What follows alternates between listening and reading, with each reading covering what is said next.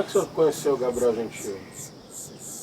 Eu conheci, como eu já falei primeiro, né? Eu conheci quando ele estava em Paricachoeira, ele estava fazendo desenhos, aí o Padre Casimiro estava com ele. E depois, o meu sogro ficou doente. Ele foi em Manaus, ele foi morar na casa dele, porque ele, cunhado, né? É. Aí nesse tempo, o Gabriel estava interessado de estudar também, negócio da mitologia, né? Como o meu sogro era por dentro mesmo, estava ensinando ele. Doente mesmo, estava ensinando, gravando todas as coisas. Depois do efeito de visões, quando você voltar, e você vai fazer os desenhos. Aquilo que você viu na Casa do Céu, aquilo que você viu na Casa de Cobra Grande, na Casa do Trovão, na Casa de Onça, na Casa do Subterrâneo, na Casa da Água, na Casa de Nuvem. Tudo que você vê nas visões durante bebidas do efeito de ayahuasca, quando você está no seu corpo normal, você pinta no rosto, cerâmica, no artesanato, e vai fazendo assim que foi criado os desenhos. Assim que tu criou os teus desenhos? Não, assim que foi criado no começo do mundo até hoje.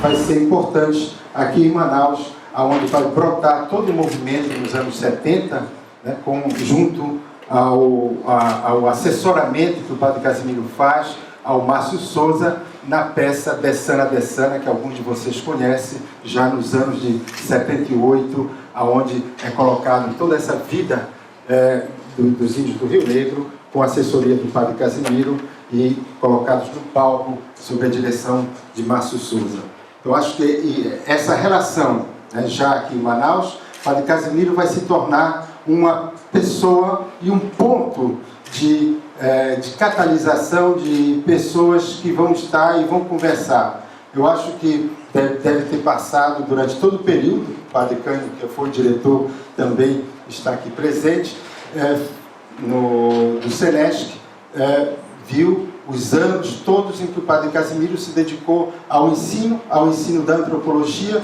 que aprendeu sobretudo a partir dessa realidade indígena do qual ele viveu.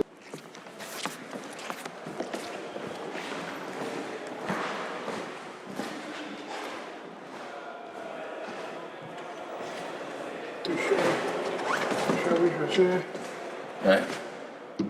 José. Chama Demétrio. Demétrio. Demétrio.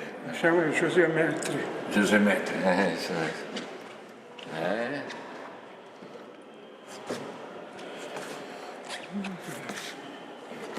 Tá vendo?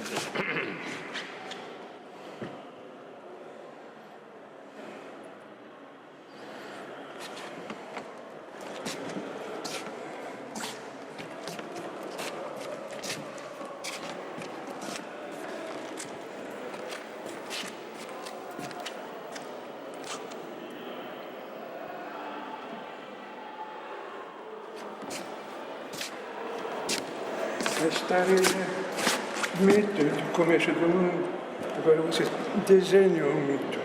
Isto é o troço desta criatividade. É isso mesmo. E para ver o mito que... os trovões. Tanto deram trovoadas que ficaram aleijados.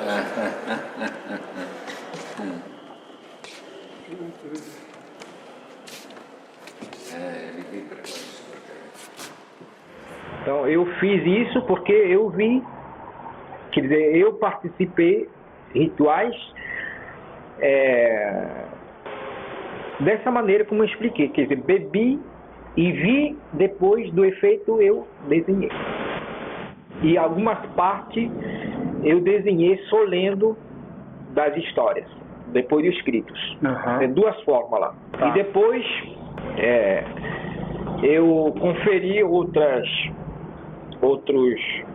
desenhos nos esteios das malocas e algumas coisas tiradas nos artesanatos. Também eu, quando era pequeno, vi como nós pintávamos os corporais dele nos rituais. Então é assim que está colocado, né? Tua pergunta. Tá.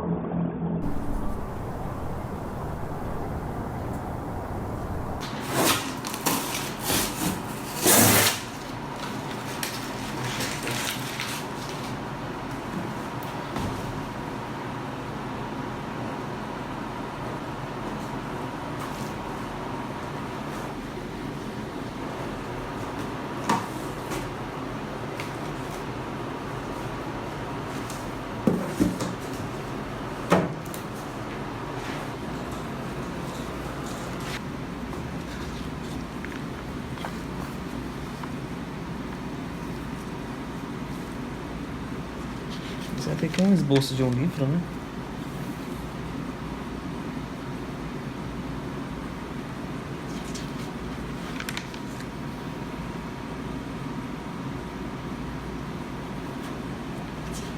Um alfabeto tucano aqui, ó.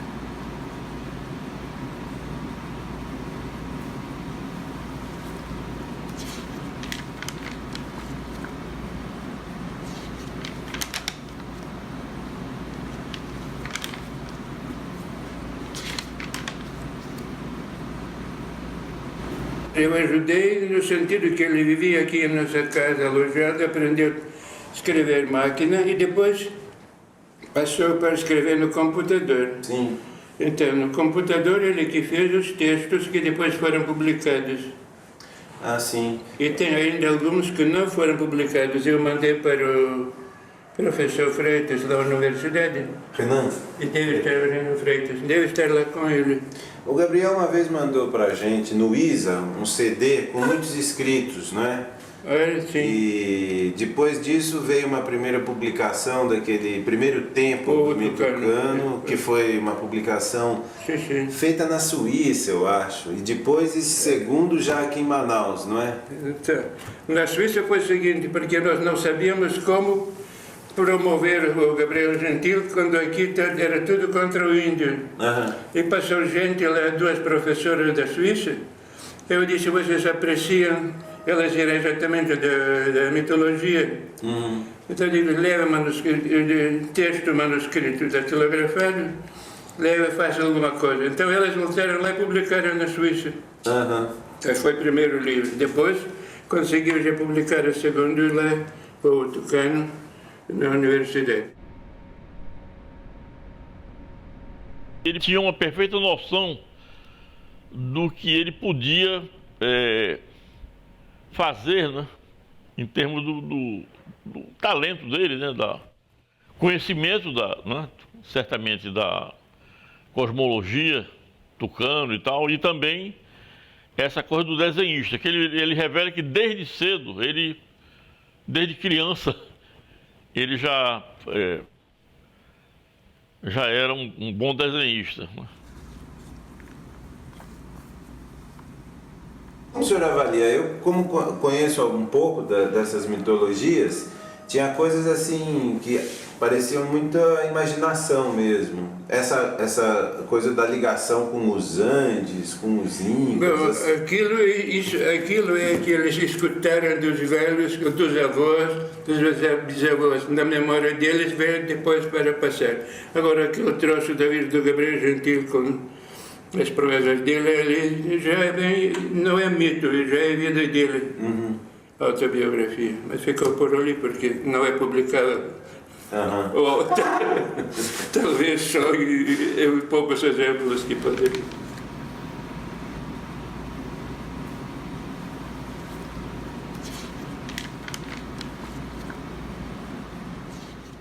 Eu acho que na verdade ele de uma maneira muito pessoal, ele funde essas duas capacidades ou habilidades, né? Porque você não encontra facilmente isso, né? Um autor que ilustre com aquela categoria, porque na verdade é um trabalho muito de um grande refinamento, né? E aí eu acho que é uma questão eu acho que foi um puro acaso, né? Porque na verdade ele tinha um domínio da narrativa. É muito melhor quando o indígena conta a própria história do que um branco conta a história do mesmo índio. Então deixei que eles falassem, então dá a informação mais autêntica do que Casimiro. Todas as coisas que o Gabriel estava falando é interessado. Mas tem algumas pessoas, parentes dele, não gostam dele. Porque ele nem conversou com eles, eu não sei como é, ele é na categoria da segunda classe, ele, dos tribos dele, né? Além dele, tem outros superiores dele, né? E ele que não estava gostando. Em vez de perguntar aos seus superiores, ele deveria falar todo mundo, vou fazer os livros nossos, vou mencionar teu nome e colocar tudo. Ele não falou nada dele. Tem parente deles aqui em São Gabriel. Viram aquele livro e não gostaram não. Eu falei para ele, deixa ali, ele já foi feito agora.